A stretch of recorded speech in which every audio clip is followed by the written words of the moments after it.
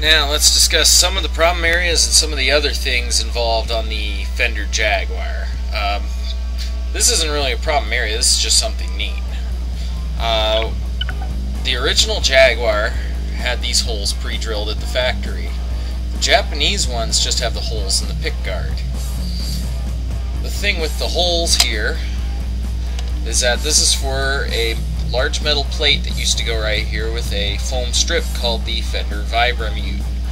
What the Vibramute is, it's a little metal plate you can flip down forward and the strings free ring, or flip it back to do palm muting. Thing is, the original bridge on the Jaguar has a cover that fits on it, and Leo had this idea that people could just use their pinky finger pressing this little plate over here to mute the strings as opposed to putting their palm there.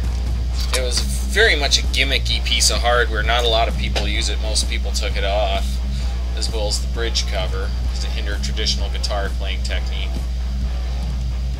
And the inner workings of it that required drilling was there's a little metal plunger in here, and it uses a little pickup spring type spring, a little bit longer than this one. Think humbucker size. If you've seen a humbucker pickup, you know what I'm talking about. Basically, it had a little spring and a plunger in there, and then two really, really small screws, and it would just rock back and forth. The advantage of this was that you could really get some nifty different effects out of it. The disadvantage is you had to jack the bridge up to get around the problem, which in some ways is a good thing, because when you raise the bridge up high on your Jaguar, it'll increase the sustain and make the strings more stable, but I tend to prefer it lower like this.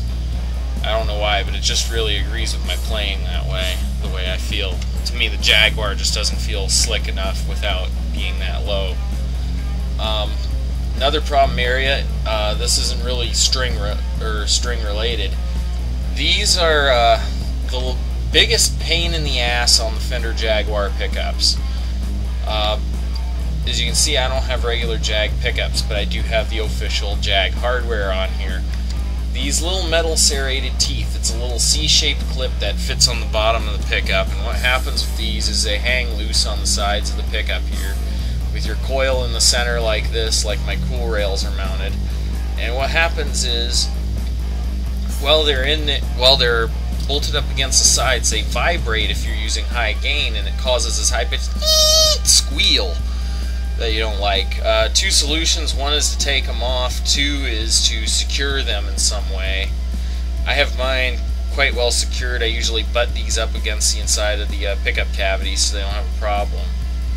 Also, if you need a little more length, you can always pick up these really cool screws like the ones I have here that I found at the hardware store to make your height adjustment a little wider. This is especially useful if you are using custom aftermarket pickups that aren't originally designed for the Jaguar, and you're using a Vibramute, which this guitar is equipped with sometimes. And of course, just like anything else Fender has ever made with the rocker bridge, it just drops right in there and it rocks forward and backward. Like they say, you press bar down, strings move forward, bridge moves with them.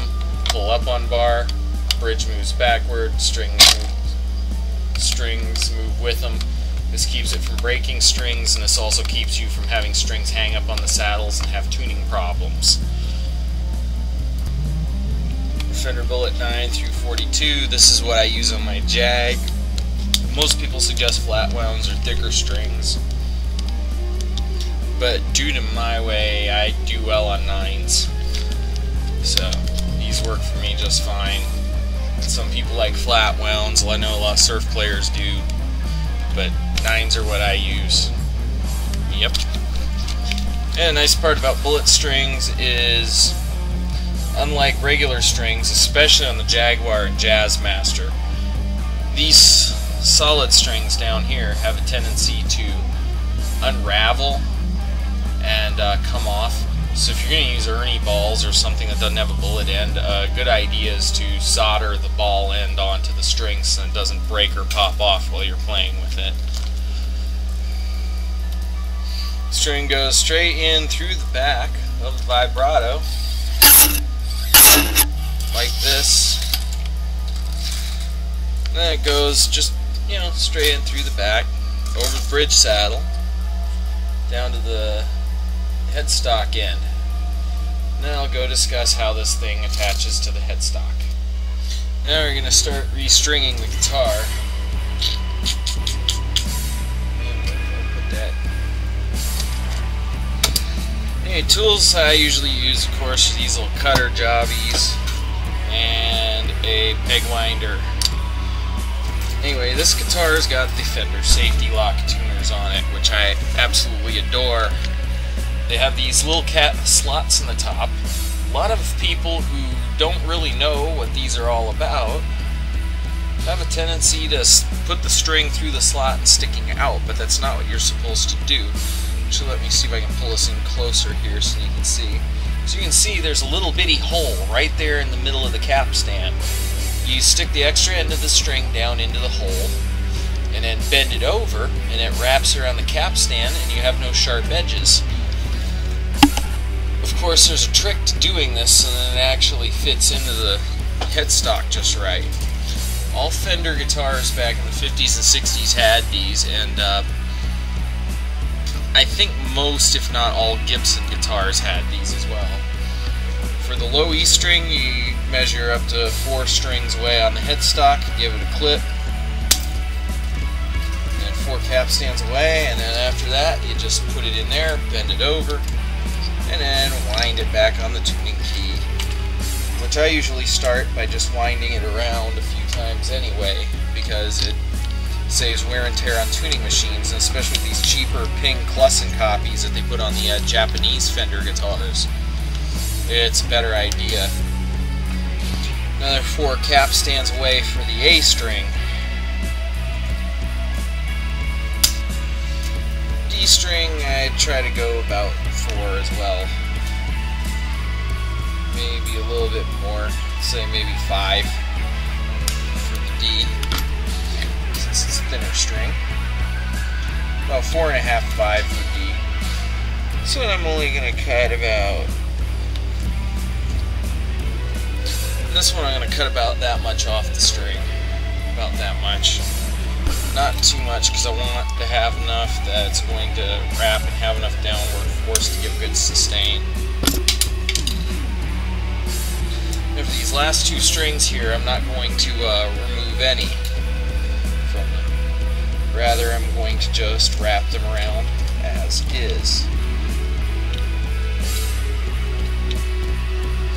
Oh yeah, one thing I almost forgot. One thing I really love about the bullet strings, as you can hear, since there's no wrappings down here,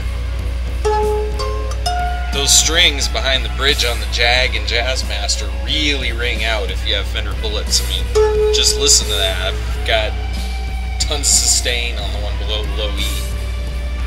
Especially good if you're into the third bridge effect type stuff, or into playing like Sonic Youth stuff and you want a little more sustain.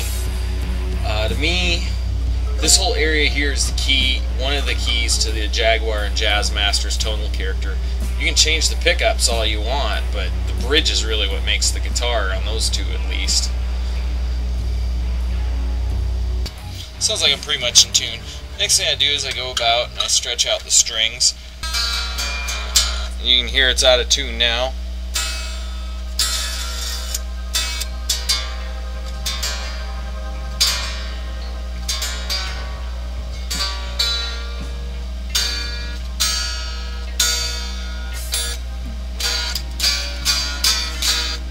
There you go. And then I use the vibrato bar a little bit.